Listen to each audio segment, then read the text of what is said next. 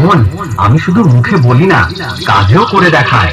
শোন, তোরা তো এখন বাচ্চা আছিস, তোদের মতো বাচ্চাদের সাথে লড়াই করে আমি হাত নষ্ট করি না।